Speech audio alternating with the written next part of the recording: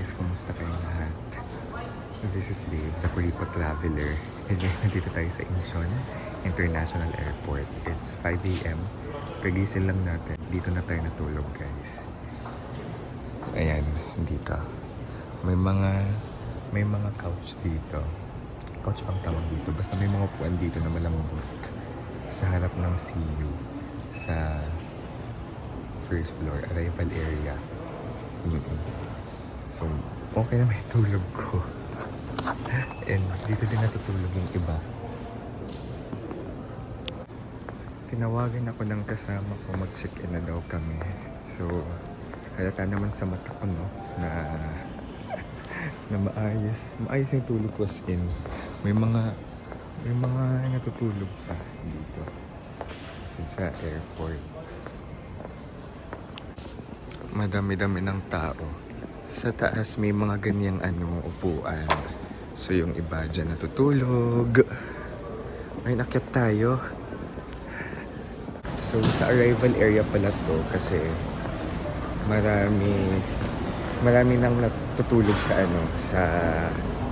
may departure area. Like walang bakanting upuan. Gaano sa departure area. So dito tayo sa arrival natulog kagabi.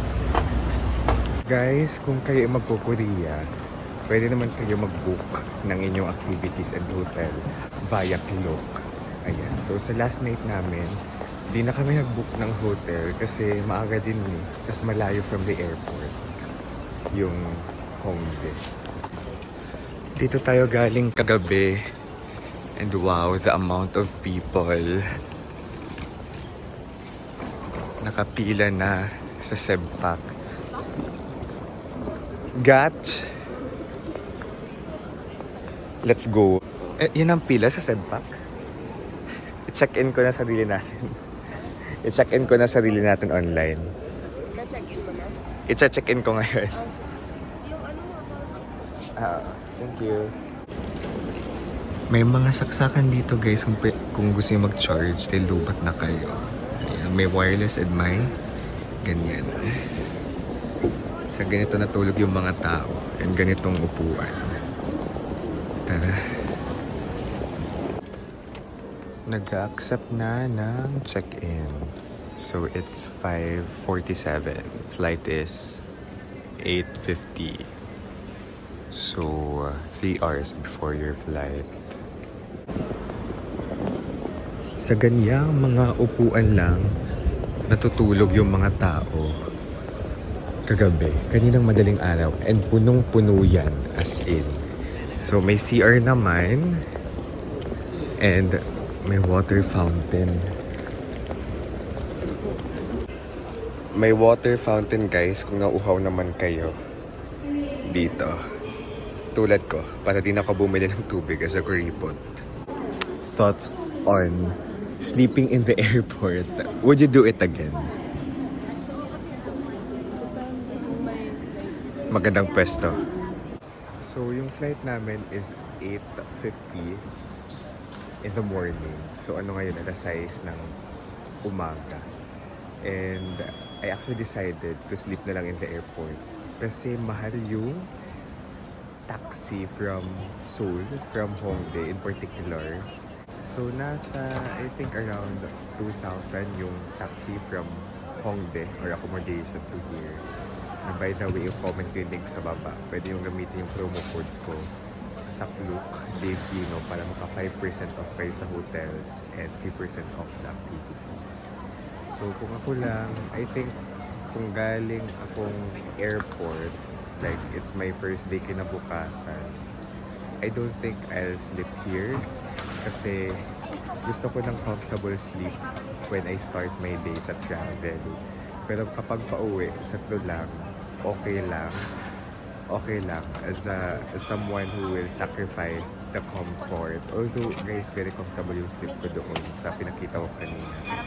Pero uulitin ko yun, not everyone, I think, I carry yung ganong pagtulog. So I suggest, kung gusto nyo ng comfortable sleep, go book that hotel and then mag-taxi na lang kayo papunta dito. okay. Although dito merong capsule hotel, Darakyu, sa pagbaba galing Arex. I think first floor, tama. First floor ata yung Darakyu. Capsule hotel siya.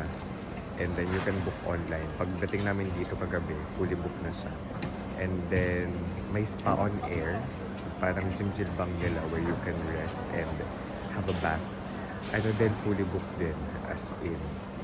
So yun guys, nakapila na kami ngayon sa immigration. Yun lang yung thoughts ko on sleeping in the airport. If you really want a comfortable sleep, hindi kayo matutulog dito sa mga upuan, then go, book that hotel.